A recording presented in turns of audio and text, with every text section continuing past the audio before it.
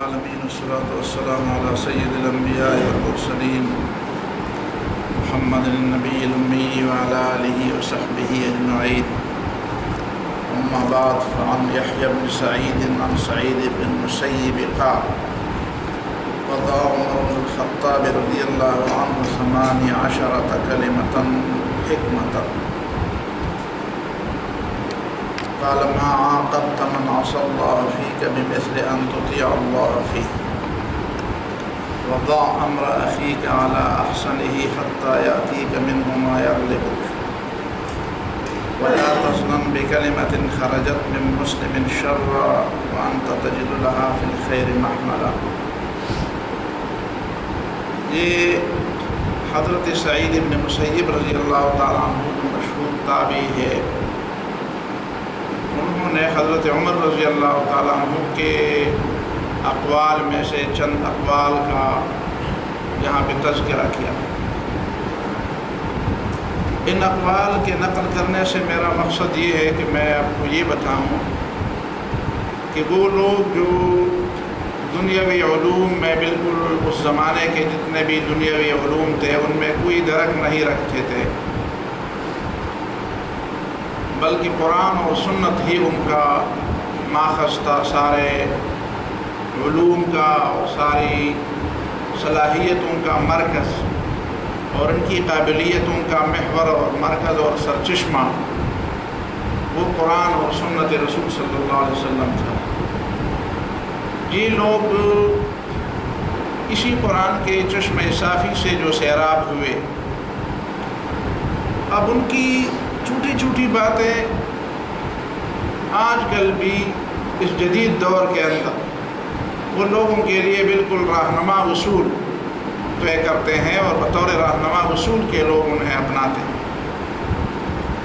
حقیقت یہ ہے کہ جب ہم ایک طرف نبی صلی اللہ علیہ وسلم کی نبوت سے پہلے عرب کی جاہلیتوں کو دیکھتے ہیں اور پھر اسلام لانے کے بعد ایک ایک فرد کی قابلیتوں کو دیکھتے ہیں، تو یہ بجائے خود اسلام کا ایک زندہ معجزہ ہے. اسلام کا زندہ معجزہ ہے. حضرت عمر فاروق رضی اللہ تعالیٰ عنہ خود اپنے بارے میں فرمایا کرتے تھے کہ میرے والد مجھے بہت زیادہ مارتے تھے اس لیے کہ مجھے اونٹ چرانا نہیں آتا تھا، اور سخت گرمی میں مجھے آرام کے لیے بھی نہیں بیٹھنے بھی نہیں دیتے تھے. سخت گرمی کے موسم میں دھوپ میں میں اونٹوں کو چرایا کرتا تھا، اور کبھی کوئی اونٹ ادھر ادھر بھٹک جاتا یا کبھی گم ہو جاتا تو پھر میرا خیر نہیں تھا، اور مجھے بار بار تانے دیے جاتے تھے کہ تمہیں عرب ہوتے ہوئے تم اونٹ چرانا نہیں جانتے. لیکن پھر آپ دیکھتے ہیں کہ ان کے دل و دماغ سے اور ان کی زبان سے علم کے بالکل چشمے پھوٹتے ہیں. یہ اس بات کی دلیل ہے، اس بات کا ثبوت ہے، قرینہ ہے، نشانی ہے کہ قرآن و سنت ہی اصل میں یہ تمام علوم کا مرکز محور ہے. جمیع العلم فی القرآن لیکن تقاصر عنہ افہام الرجال. علم کا سرچشمہ وہ قرآن مجید ہے اور سنت رسول صلی اللہ علیہ وسلم ہے. یہ الگ بات ہے کہ لوگوں کو اس کی سمجھ نہیں آتی. دوسرا مقصد میرا اس سے یہ ہے کہ ہمیں خود بھی اپنا جائزہ لینا چاہیے. قرآن و سنت تو وہی ہے جو پہلے، اس میں کوئی تبدیلی تو نہیں آئی ہے. اگر وہ اس زمانے کے صحابہ کرام کے علم میں اتنا اضافہ کرتے ہیں کہ وہ ایسے ایسے کلمات بولتے ہیں جو رہتی دنیا تک صدیوں اور 1500 سال تقریباً گزرنے کے باوجود ان کی ایک بات کو بھی جھٹلایا نہیں جا سکا. قرآن و سنت کی کسی بات کو تو جھٹلایا نہیں جا سکا، لیکن صحابہ کرام نے جو باتیں کی ہیں وہ ابھی تک علم کے اقوال زرین میں شمار ہوتے ہیں. اقوال زرین، اس کے بارے میں لوگ کہتے ہیں کہ یہ تو سنے کہ پانی سے لکھنے کے اہل ہے اور قابل ہے. تو کیا ہم نے قرآن اور سنت سے واقعی کچھ لیا ہے؟ اور کیا ہم واقعی اپنی باتوں کے بارے میں اس حد تک مطمئن ہے کہ ہم نے بھی اس چشمے سے پانی پیا ہے؟ اگر ہم واقعی اس چشمے سے پانی پی چکے ہیں تو کیا ہم اپنے طور پر دیکھتے ہیں کہ ہمارا رویہ، ہماری باتیں، ہمارے تجزیے، ہم جو کسی معاملے کا تحلیل اور تجزیہ کرتے ہیں، کیا ہم اس میں اسی مہارت کو دکھاتے ہیں، یا اسی مہارت سے اور اسی علم اور عرفان اسی حوالے سے ہماری حالت بھی وہی ہے جو صحابہ کرام کی تھی یا جو بعد کے لوگوں کی تھی؟ اگر یہ نہیں ہے تو اس کا مطلب یہ ہے کہ ہم نے حقیقت میں اس پانی کو پیا نہیں ہے، اس کو ہضم نہیں کیا ہے، اس کو ہم نے درست طریقے سے سمجھا نہیں۔ اگر ہم اس بات کو درست طریقے سے سمجھتے تو کیسے ہو سکتا تھا کہ ہم اپنے دور کے اندر یا تو بالکل اندھے بن جاتے یا کسی دوسرے اندھے کے پیچھے چلنے کے لیے ہم ہمیشہ اپنا ہاتھ دوسروں کے ہاتھ میں دے کر ہم ان کے پیچھے چل پڑتے۔ چاہیے تو یہ تھا کہ اگر ہم واقعی اس چشمے سے سیراب ہوئے ہیں تو چاہیے کہ ہماری بھی وہ حالت ہو کہ ہم دنیا کو راستہ دکھائیں، جس طرح علامہ اقبال نے فرمایا تھا کسی زمانے میں کسی نشان راہ دکھاتے تھے جو ستاروں کو ترس رہے ہیں کسی میر کارواں کے لیے۔ تو ستاروں کو راہ دکھانا کا مطلب ہے کہ قافلوں کو راہ دکھانا، امتوں کو راہ دکھانا، دنیا کی اقوام کو راہ دکھانا، دنیا کی اقوام کی امامت کرنا، ان کی قیادت کرنا، ان کو راستہ دکھانا، ان کو نظریات سمجھانا۔ یا تو وہ حالت ہے یا ہماری یہ حالت ہے کہ ہم خود راستہ بھٹکے ہوئے ہیں، ہمیں خود پتہ نہیں ہے، اور پھر کبھی الزام کسی پر آتا ہے، کبھی الزام اسلام پر آتا ہے، کبھی مسلمانوں کی اجتماعیت پر آتا ہے، کبھی کسی پر آتا ہے، اور اسی بات کو ہم نہیں سنتے کہ ہم نے خود اس قرآن سے اور سنت سے اپنے آپ کو سیراب کرنا چھوڑ دیا۔ بس یہ دو بنیادی باتیں ذہن میں رکھ کے اور ان باتوں کو سمجھنے کی کوشش کرتے ہیں۔ حضرت سعید ابن مسیب فرماتے ہیں کہ وضع عمر بن الخطاب رضی اللہ عنہ 18 کلمۃ حکمۃ یا کلمۃ حکمۃ۔ حضرت عمر فاروق رضی اللہ تعالیٰ عنہ نے حکمت کی جو 18 باتیں کی ہیں، 18 باتیں کی ہیں، وہ میں آئندہ کے لیے آپ کے لیے جمع کرتا ہوں۔ میں نے جمع کی ہے، میں نے یاد کی ہے کہ وہ 18 باتیں جو حضرت عمر فاروق رضی اللہ تعالیٰ عنہ نے حکمت بھری باتیں کی تھی وہ کیا تھی۔ پہلی بات اس میں یہ ہے کہ ما عاقبت من عصى الله فيك بمثل ان تطيع الله فيه۔ تم اگر اس شخص کو سزا دینا چاہتے ہو جس نے تمہارے بارے میں غلط بات کی ہے اور تمہارے بارے میں اللہ تعالیٰ کے خوف سے بے خطر ہو کر اور بے پرواہ ہو کر اس نے تمہارے بارے میں کوئی تبصرہ کیا ہے، ظاہر ہے کہ لوگ ایک دوسرے پر تبصرے تو کرتے ہیں، تو کوئی شخص آپ کے بارے میں کوئی تبصرہ کرتا ہے اور وہ اللہ تعالیٰ کے خوف سے اور آخرت کے حساب سے بے خوف خطر ہو کر کوئی تبصرہ کرتا ہے اور تم اسے جواب دینا چاہتے ہو، تو وہ جواب کیا ہوگا؟ تو کہتے ہیں کہ ما عاقبت من عصى الله فيك، تم کسی شخص کو، اس شخص کو جس نے تمہارے بارے میں اللہ تعالیٰ کی نافرمانی کی ہے، تم کسی شخص کو ایسی سزا نہیں دے سکتے ہو بمثل ان تطیع اللہ فیہ، ایسی سزا کہ تم اس کے بارے میں اللہ تعالیٰ کی اطاعت کا توق اپنے ہاتھ سے نہ جانے دو، وہ اس کا دامن نہ چھوٹنے دو، وہ توق کو نہ اتارو۔ اگر کوئی شخص تمہارے بارے میں اللہ تعالیٰ کے خوف سے بے پرواہ ہو کر تبصرہ کرتا ہے، تمہارے بارے میں کوئی ریمارکس دیتا ہے، تو اس کا سب سے بہترین جواب اور اس کی سب سے بہترین سزا یہ، اس سے بڑھ کر کوئی سزا نہیں ہو سکتی کہ تم اس کے بارے میں کوئی تبصرہ کرتے ہو تو اللہ تعالیٰ سے ڈر کر کرو، اللہ تعالیٰ کا خوف، اللہ تعالیٰ کی اطاعت، اسی کے دائرے کے اندر تم تبصرہ کرو، یہ اس کے لیے سب سے بہترین سزا ہے۔ اب اس بات کو سمجھنے کے لیے کتنی عقل کی ضرورت ہے آپ سوچتے ہیں؟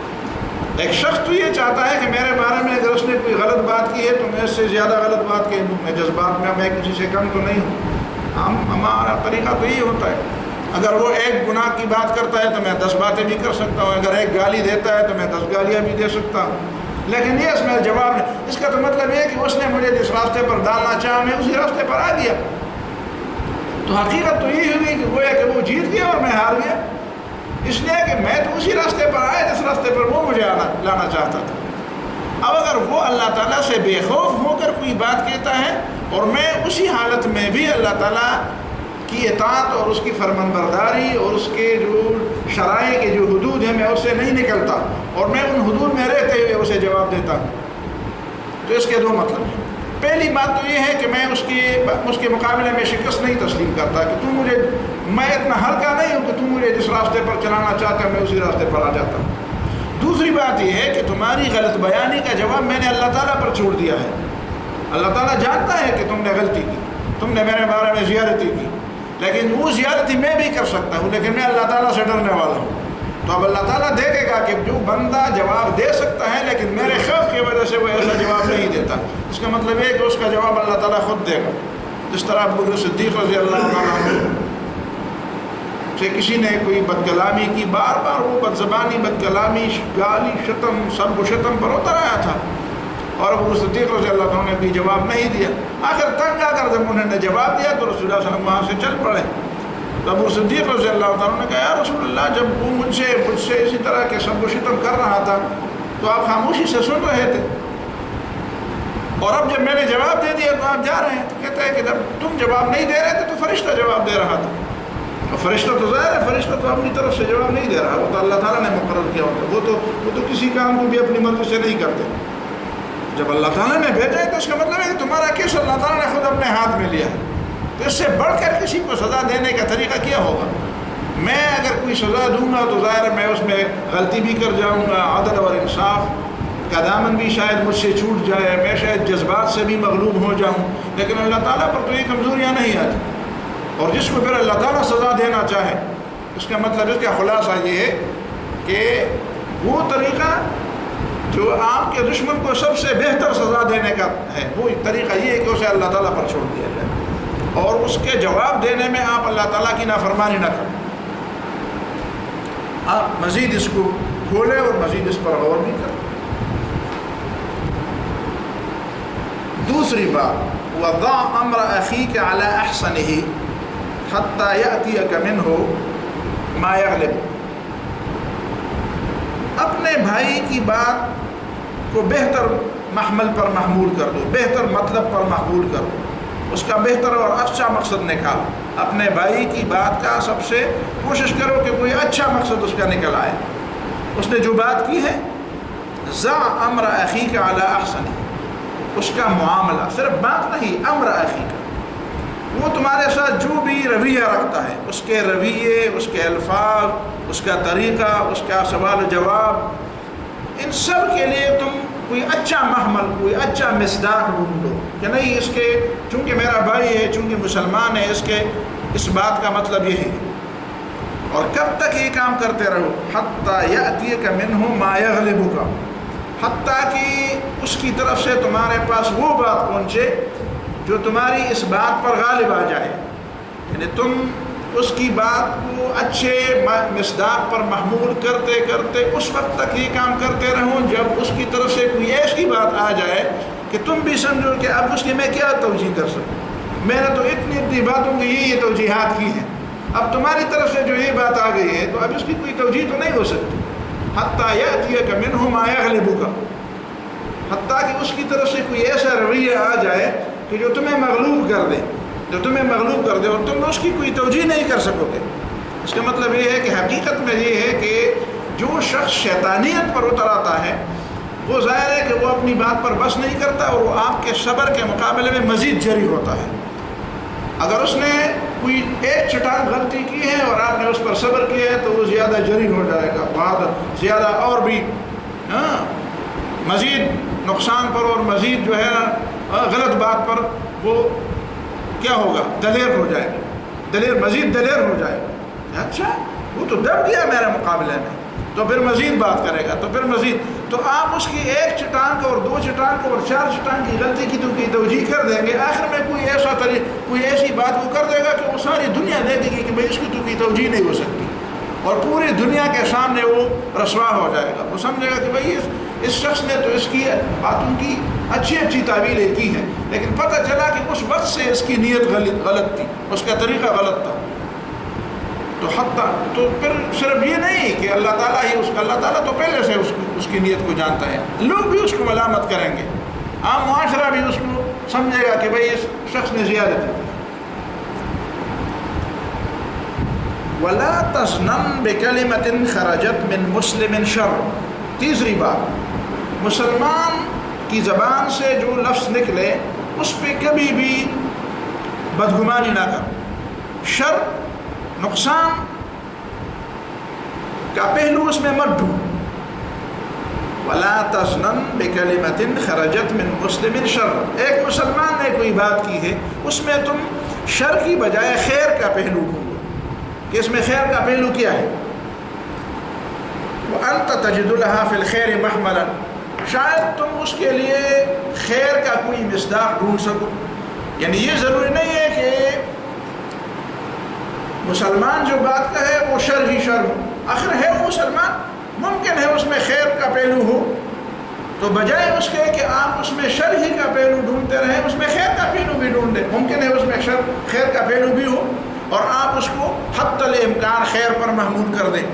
اسی سے علماء نے یہ بات بھی لی ہے اور کہ یہ جو علماء توجیحات کرتے ہیں، جو لوگ کبھی کبھی ایسے طرح کے الفاظ بولتے ہیں جو بظاہر وہ گناہ کے الفاظ ہوتے ہیں، گناہ کے کلمات ہوتے ہیں، کبھی کبھی کوئی لفظ ایسا بولا جاتا ہے کہ مسلمان ہے کوئی ایسا لفظ بولتا ہے جو بالکل کفر کا لفظ ہوتا ہے، حقیقت میں تو اللہ تعالیٰ کو علم ہے۔ یعنی حدیث میں تو یہ بات آئی ہے کہ کبھی انسان کوئی لفظ بولتا ہے، اسے پتہ نہیں ہوتا کہ کتنا غلط کلمہ میں نے بولا، کتنی غلط بات میں نے کی، اس کی وجہ سے وہ جہنم میں گر جاتا ہے، اسے پتہ نہیں ہوتا۔ لہذا مسلمان کو تو چاہیے کہ اپنی زبان اور اپنا قلم اور اپنے الفاظ کو احتیاط کے ساتھ استعمال کرے، لیکن دوسرے مسلمانوں کو اس سے یہ نہیں موقع نہیں لینا چاہیے کہ چلو ہمیں موقع مل گیا اس کو کافر کرنے کے لیے۔ یعنی اگر کسی سے کوئی غلط بات سرزد ہو گئی تو اس طاق میں نہیں بیٹھنا چاہیے، اس انتظار میں نہیں بیٹھنا کہ کسی کی زبان سے کوئی غلط لفظ نکل آیا اور مجھے موقع مل گیا کہ اس پر کفر کا فتویٰ جوڑ دوں۔ ممکن ہے اس کا کوئی اچھا محمل ہو، اگر اس کی کوئی اچھی تعبیر ہو سکتی ہے تو اس کی اچھی تعبیر کی جائے، یہ عام اصول ہے۔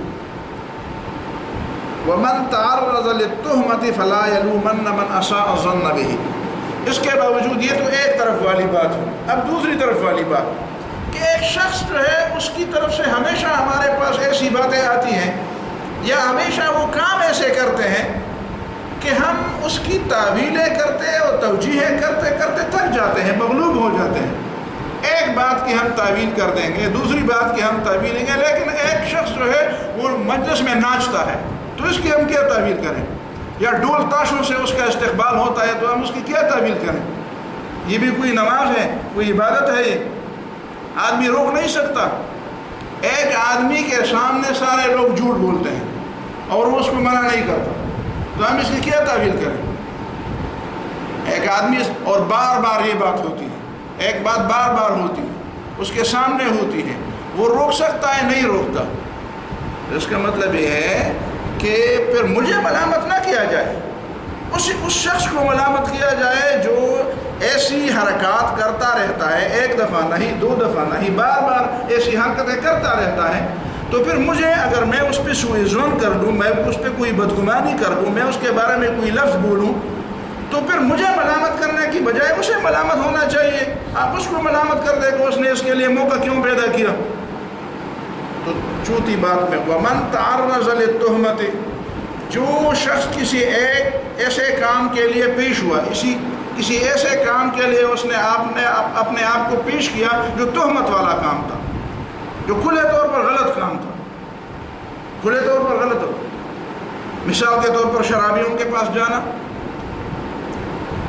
وہ ڈوم ڈام والے ناچنے گانے والوں کے پاس جانا، کسی ایسی مجلس میں جانا جہاں پہ بدکاریاں ہی بدکاریاں، گمراہیاں ہی گمراہیاں، ایسے لوگوں کے پاس بار بار جانا، ایسے لوگوں کے قرب میں، ایسے لوگوں کے ہاں آنا جانا، اٹھنا بیٹھنا۔ مثال کے طور وَمَنْ تَعَرَّضَ لِلتُّهْمَةِ، کسی عالم سے کسی نے پوچھا تھا کہ اگر ایک شخص کمرے میں الگ بیٹھا ہوا ہے اور اس کے ساتھ ایک پرائی عورت بھی ہے اور شراب کا پیالہ بھی بھرا ہوا پڑا ہے، تو اس عالم سے اس نے پوچھا کہ بتاؤ یہ آدمی اس گناہ سے بچ جائے گا؟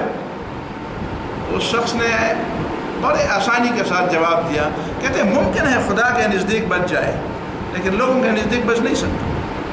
یہ اس کی غلطی ہے کہ وہ ایسی جگہ پہ وہ بیٹھا ہے جہاں پہ وہ چیز ہے۔ اب اگر لوگ اس پر تہمت لگائیں گے تو یہ گناہ تو لوگوں کا نہیں ہے، یہ گناہ تو خود اس کا ہے کہ ایسی جگہ پہ وہ کیوں بیٹھا ہے، کسی پرائی عورت کے ساتھ وہ اکیلے میں خلوت میں کیوں بیٹھا ہے، وہ شراب کے گلاس کے ساتھ کسی کھانے پر کیوں بیٹھا ہے۔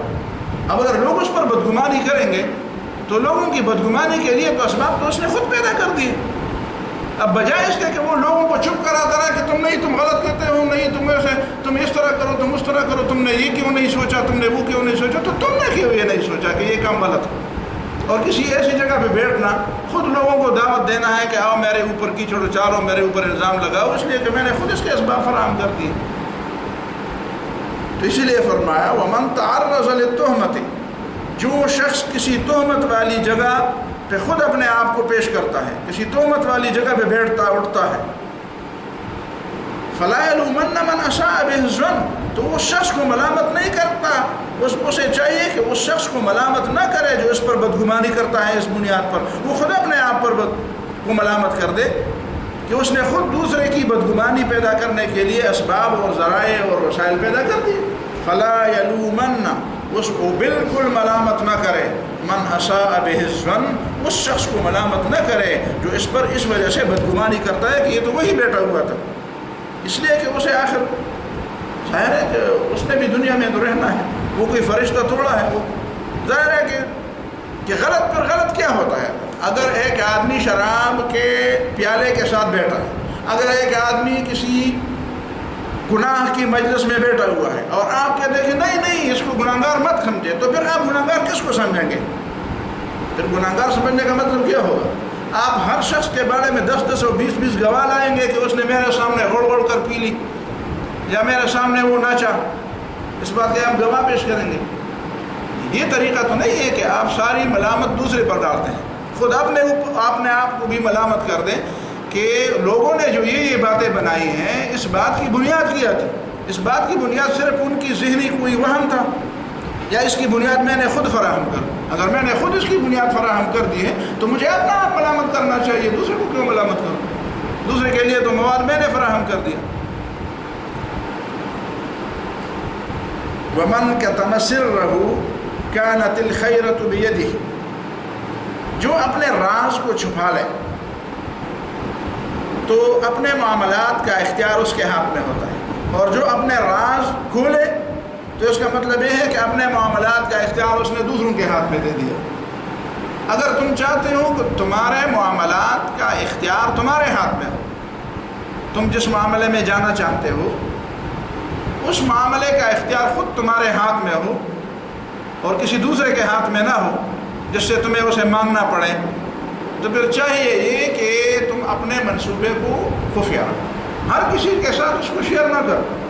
اس کا مطلب یہ نہیں ہے کہ تم لوگوں پر بدگمانی کرو، یعنی ہر کسی کے ساتھ اپنا منصوبہ شیئر نہ کرنا، یہ کسی پر بدگمانی کرنا تو نہیں۔ مجھ سے کسی نے ایک جگہ پوچھا تھا، کل پرسوں میں نے یہ بات کی کہ یہ جو پردہ ہے، آپ عورتوں کو کہتے ہیں کہ پردہ تھا، اس کا مطلب یہ ہے کہ جو اس کو دیکھنے والے ہیں تم اس پر بدگمانی کرتے ہو کہ یہ اس کو دیکھے گا تو لازماً اس کے دل میں یہ باتیں آئیں گی، فلان ہوگا، یہ ہوگا، وہ ہوگا۔ تو میں نے کہا چلو اس مسئلے کو تو چھوڑ دیتے ہیں، لیکن یہ بتائیں کہ آپ کے ہاں دکانوں کو تالے لگتے ہیں کہ نہیں؟ جب دکاندار مغرب عصر کے وقت اپنی دکان بند کرتا ہے تو صرف اس کا شٹر بند کرتا ہے یا اس کو تالا بھی لگاتا ہے؟ کہ تالا بھی لگاتا ہے۔ میں نے کہا یہ لوگوں پر بدگمانی نہیں کہ سارے لوگ چور ہیں، کیا اس کا یہ مطلب نہیں لیا جا سکتا کہ میں اپنے دکان کو، سارے دکاندار اپنے دکانوں کو تالے لگاتے ہیں تو کیوں لگاتے ہیں؟ اس لیے کہ سارے لوگ چور ہیں۔ اگر وہ لوگ چور نہ ہوتے تو تالے لگانے کا کیا مطلب تھا؟ اس کی کیا توجیہ کریں گے؟ ہر جگہ پہ پوری دنیا میں سارے دکانداروں کے نزدیک، دکانداروں کے علاوہ سارے لوگ چور ہیں۔ اگر میں یہ کہہ دوں تو تم اس کا کیا جواب دو؟ تم کہو کہ نہیں یار یہ بات تو غلط ہے، وہ لوگوں پر بدگمانی تو نہیں کرتا اور یہ نہیں کہتا کہ تم چور ہو، گویا کہ یہ ان کی طرف سے گواہی نہیں ہے کہ یہ ساری دنیا کے لوگ چور ہیں، بس وہ اپنے مال کی حفاظت کرتے ہیں۔ میں نے کہا یہاں بھی اپنی حیا کی حفاظت مقصود ہے، وہ بات مطلوب نہیں ہے جو تم نے اس سے نکالی ہے۔ اس سے مطلوب سے یہی ہے کہ وہ خود اپنی حفاظت کرتا ہے، بدو دکاندار بھی اپنے مال کی حفاظت کرتا ہے اور ایک عورت بھی پردہ کر کے اپنی حیا کی حفاظت کرتی ہے۔ اس سے یہ مطلب نہ لیا جائے، جس طرح اس سے یہ مطلب نہ لیا جائے کہ ساری دنیا کے لوگ چور ہیں، اس سے یہ مطلب بھی نہ لیا جائے کہ سارے کے لوگ جو ہے وہ بے حیا ہیں۔ تو یہ لوگوں کی عجیب عجیب توجیحات ہوتی ہیں۔ آدمی اپنی بات شیئر کرتا ہے لیکن ان لوگوں کے ساتھ مشورہ کرتے ہیں۔ بعد میں حضرت عمر رضی اللہ عنہ خود فرماتے ہیں کن لوگوں سے تو نے مشورہ کرنا ہے، وہ خود ہمیں بتا دیتے۔ ضروری نہیں ہے کہ ہر جاننے والا اور ہر راہ سامنے آنے والا وہ مشورے کے قابل ہے۔ دوستوں میں بھی فرق مراتب ہوتا ہے، سارے دوست بھی ہم دیکھتے ہیں، آپ اس دنیا میں رہنے والے لوگ ہیں، اس اتار چڑھاؤ سے گزرنے والے لوگ ہیں، دوستوں میں بھی فرق مراتب ہوتا ہے۔ جبکہ انبیاء میں، انبیاء سارے اللہ تعالیٰ کے انبیاء ہیں، سب کو اللہ تعالیٰ نے نبی بنایا، کسی کے کہنے پر نہیں بنایا، اپنی مرضی سے بنایا۔ اب موسیٰ علیہ السلام نے اپنے بھائی کے لیے دعا کی تھی لیکن اللہ تعالیٰ کا علم میں پہلے سے بھائی کی بھائی کے لیے ایک خواہش تھی، ورنہ فیصلہ تو اللہ تعالیٰ نے کرنا۔ لیکن پھر بھی انبیاء میں بھی فرق مناتے، تلک الرسل فضلنا بعضهم علی بعض، صحابہ کرام میں بھی فرق مناتے تھے۔ تو اولیاء اللہ جتنے بھی مومنین ہیں، مومنین میں بھی فرق مراتب ہے۔ عام مومن جو ہے ان میں بھی فرق مراتب ہے۔ جو لوگ کہتے ہیں کہ سارے مومن برابر ہیں، ان میں علم والے اور غیر علم والے کا فرق نہیں ہے، فرق تو ہے، وہ قرآن و سنت نے یہ فرق بنا دیا ہے۔ کہتے ہیں علماء کی اس میں کیا خصوصیت ہے؟ قرآن نے خصوصیت بیان کی ہے، شہد اللہ انہ لا الہ الا هو والملائکۃ واولو العلم قائما بالقسط یرفع اللہ الذین آمنوا منکم والذین اوتوا العلم درجات۔ مومنوں میں بھی جو اہل علم ہے ان کے مرتبے اونچے، تو بنو اپنے علم، اہل علم بنو۔ اہل علم بننا تو کوئی مشکل کام نہیں، جب دوسرے سارے کام کر سکتے ہو تو علم بھی حاصل کر سکتے ہو تو حاصل کر لو۔ تو جو لوگ ہمارے ہم بعض لوگ یہ کہتے ہیں نہیں ہاں مسلمان اور اس میں کیا فرق ہے؟ فرق ہے، اللہ نے فرق بنا دیا ہے، اللہ تعالیٰ نے فرق رکھ دیا ہے۔ تو اسی طرح دوستوں میں بھی فرق ہوتا ہے، کچھ دوست جو ہے وہ کسی مشورے کے لیے قابل ہوتے ہیں، کسی مشورے کے لیے قابل نہیں ہوتے۔ اب دیکھیں نا نبی صلی اللہ علیہ وسلم کے سارے صحابہ کرام تھے اور سب پر اعتماد تھا، کسی پر بدگمانی تو نہیں تھی، لیکن کبھی کبھی کوئی خاص مشورہ ہوتا تھا تو صرف حضرت ابو صدیق کو بٹھا رہے تھے، حضرت عمر بھی ساتھ نہیں بٹھاتے تھے۔ کبھی کبھی حضرت ابو بکر اور حضرت عمر دونوں کو بٹھاتے تھے، حضرت عثمان اور حضرت علی کو نہیں بٹھاتے تھے۔ عاشرہ مبشرہ ہوتے تھے، بڑے بڑے لوگ تھے، کتنی قربانیاں دینے والے تھے، ان کو بھی نہیں بٹھایا۔ تو اس کا مطلب ہے کہ ان پر بدگمانی کی نہیں، بدگمانی نہیں ہوتی ہے، یہ ہر بات کے لیے لوگ ہوتے ہیں۔ یہ بات فلان آدمی کے ساتھ شیئر ہونی چاہیے، فلان آدمی کے ساتھ شیئر، اس کا مطلب یہ نہیں کہ اس پر اس کے ساتھ اس کا تعلق نہیں ہے، اس کے ساتھ اس کا تعلق نہیں۔ یہ الگ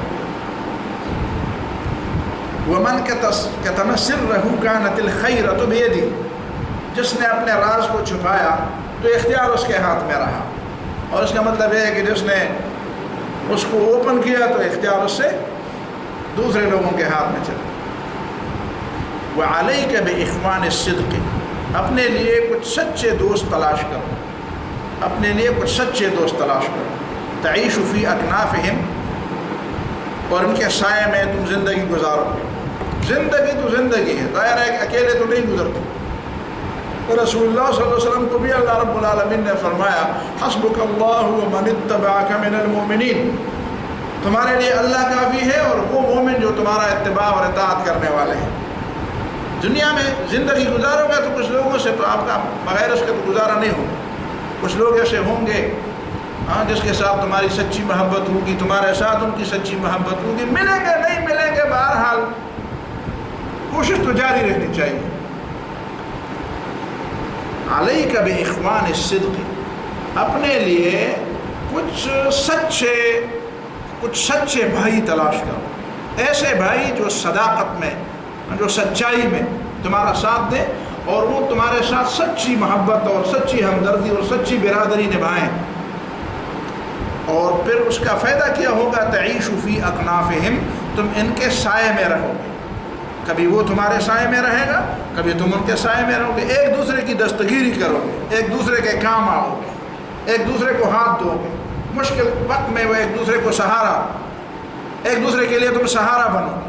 اور جب مشکل میں کوئی دوست کسی دوست کے لیے سہارا نہیں بنتا تو اس کو پھر دوست کیوں کہا جائے؟ پھر وہ دوست نہیں ہوتا۔ اس طرح ملنے ملانے والے، حل و ہائی کرنے والے تو بے شمار ہوتے ہیں، راستے میں جاتے ہوئے کتنے لوگ السلام علیکم کہتے ہیں، تو اس کو تو دوست نہیں کہتے۔ دوست اس کو کہتے ہیں تعیش فی اکنافہم، جو مشکل میں تمہارے لیے سہارا بنے۔ فإنہم زینۃ فی الرخاء، اس لیے کہ تمہاری حالت اچھی ہوگی تو یہ تمہارے لیے زینت ہوگی، بھلے لگو گے۔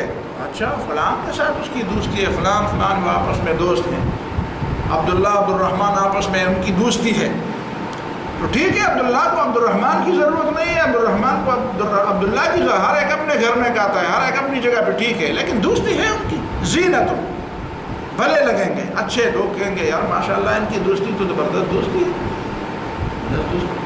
تو اچھی حالت ہوگی، عام حالات ہوگی تو رخا، خوشی کی حالت ہوگی نا، خوشی کی حالت ہوگی تو پھر وہ زینت وعدۃ فی البلاء، اور مصیبت میں وہ آپ کے لیے تیاری ہو.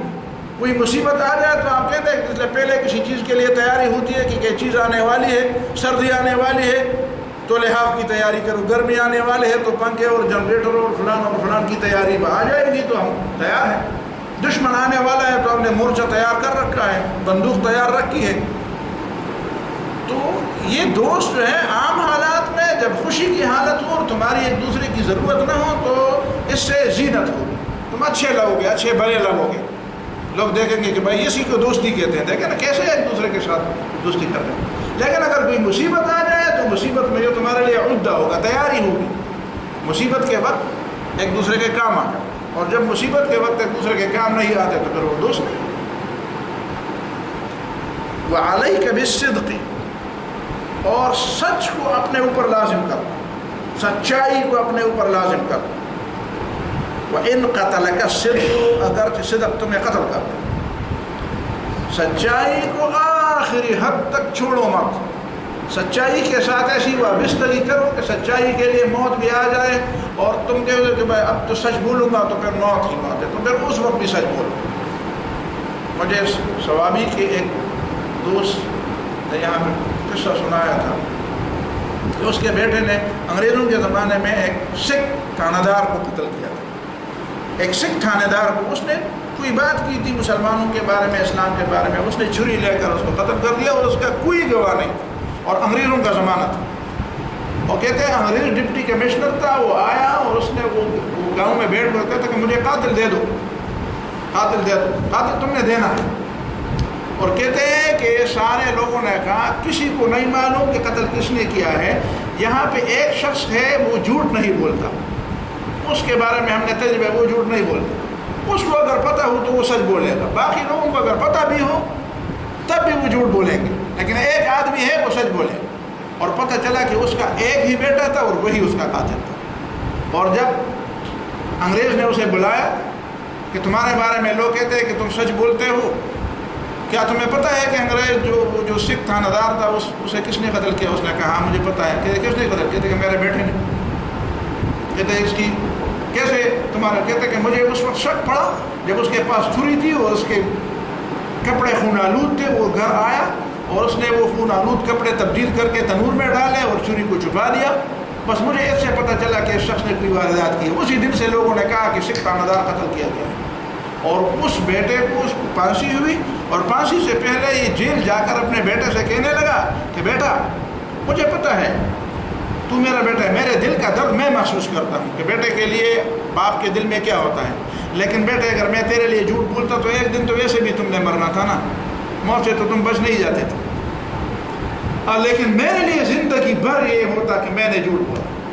تو جو زندگی بھر میں نے ایک قسم کھا لی تھی اور میں نے ایک طریقہ اپنایا تھا کہ میں جھوٹ نہیں بولوں گا اور تمہارے لیے میں وہ اپنے اس راستے سے ہٹ جاتا، تو یہ میرے لیے کتنے دکھ کی بات تھی.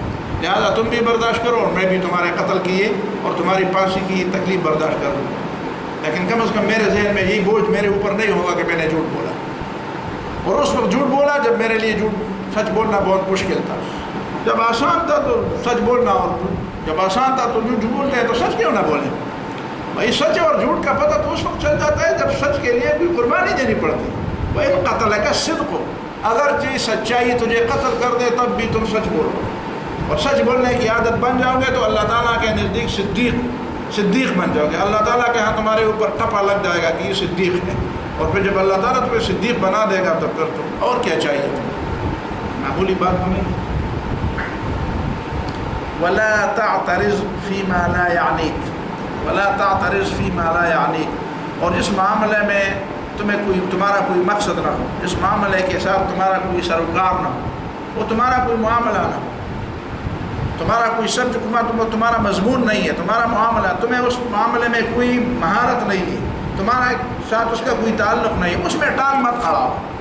بھائی لوگوں کی باتیں ہیں، تم خواہ ہر ایک کی بات میں ٹانگ اڑاتے ہو، ہر بات میں تم دخل دیتے ہو، ہر بات تم ادھر سے ادھر منتقل کر دیتے ہو، ہر بات میں تم اپنی بات کہتے ہو. ضروری نہیں ہے کہ تم ہر معاملے میں اپنی رائے دو، تم ہر معاملے میں اپنی بات کر دو. نہیں، بس جس بات کے ساتھ تمہارا تعلق ہے اس کے ساتھ تعلق رکھو، جس بات کے ساتھ تمہارا تعلق نہیں ہے اس کو اپنی جگہ پہ چھوڑ دو. اور باقی باتیں انشاءاللہ اگلے جمعے